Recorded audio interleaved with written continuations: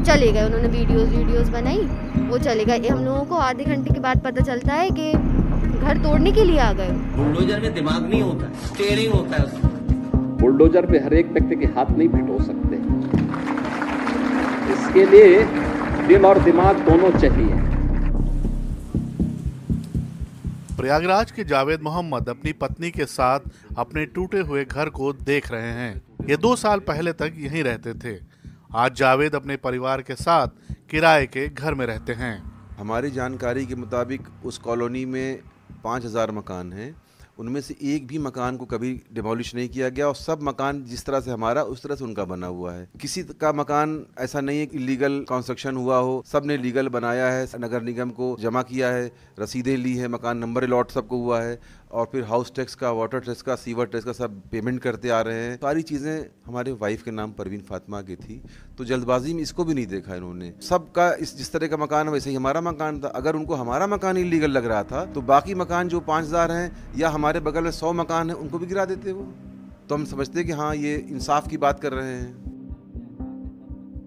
मानवाधिकार कार्यकर्ता जावेद पर आरोप है कि साल 2022 में बीजेपी नेता नुपुर शर्मा की पैगंबर मोहम्मद के खिलाफ आपत्तिजनक टिप्पणी के विरोध में हुए प्रदर्शन में शामिल थे, जिसके बाद उन्हें हिरासत में ले लिया गया था।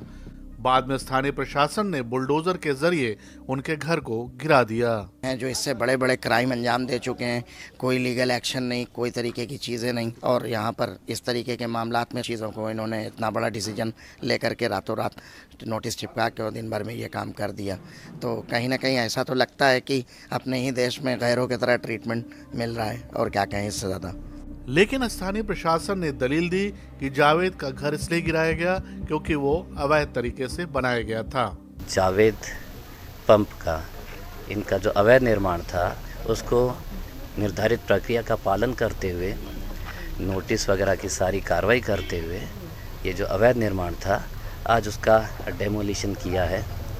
और इस पे काफ़ी बड़ी टीम ने कड़ी धूप में कड़ी मेहनत करके कार्रवाई की है। जावेद मोहम्मद की तरह मध्य प्रदेश के छतरपुर में रहने वाले हाजी शहजाद अली का निर्माणाधीन मकान भी इसी साल 22 अगस्त को बुलडोजर की मदद से गिरा दिया गया। इससे एक दिन पहले यानी 21 अगस्त को मुस्लिम समुदाय के लोगों ने एक विवादित टिप्पणी के खिलाफ प्रदर्शन किया था। आरोप है कि इस दौरान पुलिस को ज्ञापन देने पहुंची भीड़ ने कोतवाली पर पथराव किया था, जिसमें कांग्रेस के स्थानीय नेता हाजी शहजाद अली भी शामिल थे। हाजी शहजाद अली अभी जेल में ही हैं। उनके परिवार ने दावा किया है कि वो पत्थरबाजी की घटना में शामिल नहीं थे। उन्होंने पूछा किसके नाम है ये घर, मैंने बताया उनके 4 भाई लोगों का है, उन लोगों के नाम है ये घर। घर में गाड़ियाँ भी खड़ी थी, बाइक वगैरह भी थी, साइकिल वगैरह भी। गाड़ियों में लिखा था कांग्रेस अध्यक्ष। उन्होंने वो देखा टैग, सर ये देखिए, लेडी कांस्टेबल ने उनसे बोला सर ये देखिए अब आएगा मजा, अब बढ़ेगी बढ़िया न्यूज। फिर कहते और हाजी आज़ाद अली का घर कहाँ है? हाजी आज़ाद अली मेरे बड़े पापा हैं। मैंने बताया जस्ट घर से घर लगा हुआ उनका घर है। तो उस घर में उनको लेके गए, उनको घर दिखाया, पूरा फुल्ली फर्निश्ड रहते थे वहाँ पे वो बड़े पापा मेरे। वो उनकी दोनों बेटे बहुएं, बड़ी माँ मेरी, वो सब लोग रहते थे। उन्होंने वो घर भी देखा, पूरा सबको देखा। वो चले गए, उन्होंने वीडियोस बनाई, वो चले गए। हम लोगों को आधे घंटे के बाद पता चलता है कि घर तोड़ने के लिए आ गए। ये बिल्डिंग लगभग 7 साल से बन रही थी, जिसमें हाजी शहजाद और उनके कई भाइयों का हिस्सा था। लेकिन स्टोन पेल्टिंग की एक घटना के बाद इस बिल्डिंग को प्रशासन ने जमींदोज कर दिया। हालांकि इस मामले में भी प्रशासन ने कहा कि मकान अवैध था, इसलिए इसे गिराया गया है। जो भी आरोपी हैं, उपद्रवी हैं, उनको उसी में से शहजाद अली जो है उनके अवैध निर्माण को चिन्हित किया गया। प्रशासन और पुलिस ने मिलकर, बड़ा एरिया है और लगभग 10 करोड़ की कीमत का पूरा ये संपत्ति थी, जिसको डिमोलिश किया गया। बीते कुछ सालों में ऐसे कई उदाहरण हैं जिनमें अलग अलग घटनाओं में अभियुक्तों के घर पर बुलडोजर चलाया गया है। इनमें से अधिकांश कार्रवाई बीजेपी शासित प्रदेशों में हुई है। विपक्ष लगातार आरोप लगा रहा है कि बुलडोजर एक्शन के जरिए अल्पसंख्यकों को निशाना बनाया जा रहा है। बुलडोजर में दिमाग नहीं होता है, स्टीयरिंग होता है उसमें। स्टीयरिंग से चलता है बुलडोजर। उत्तर प्रदेश की जनता कब किसका स्टीयरिंग बदल दे, या दिल्ली वाले कब किसका स्टीयरिंग बदल दें। हाल में ही फतेहपुर में हाजी रजा पर आरोप लगा, उन्होंने प्रधानमंत्री के खिलाफ अभद्र टिप्पणी की है, जिसकी शिकायत बीजेपी के नेताओं ने प्रशासन से की। उसके बाद हाजी रजा का निर्माणाधीन कॉम्प्लेक्स गिरा दिया गया। जब ये कॉम्प्लेक्स गिराया जा रहा था, फतेहपुर के एसपी ने कहा कि हाजी रजा एक हिस्ट्री शीटर हैं। इस ध्वस्तीकरण की जो पूरी प्रक्रिया है उसको उत्तर प्रदेश निर्माण कार्य विनियमन अधिनियम 1958 की धारा 10 के अंतर्गत किया जा रहा है। ये पूरी जो संपत्ति है इसकी बाजार कीमत जमीन सहित 20 करोड़ रुपए से अधिक है।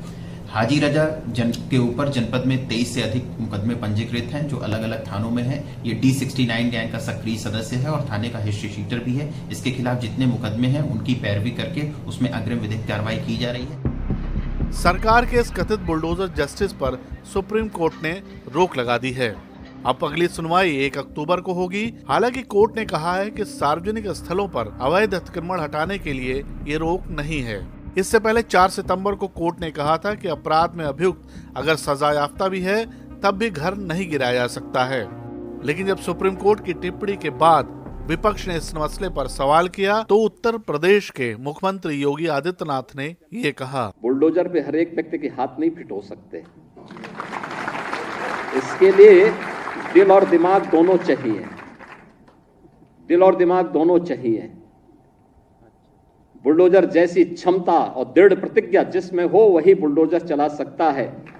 दंगाइयों के सामने नाक रगड़ने वाले लोग बुलडोजर के सामने वैसे ही पस्त हो जाएंगे। सरकार ने अपने इन तमाम बुलडोजर एक्शन को तर्कसंगत ठहराते हुए दलील दी है कि घर इसलिए ढाए गए क्योंकि वो अवैध या सरकारी जमीन पर बने थे।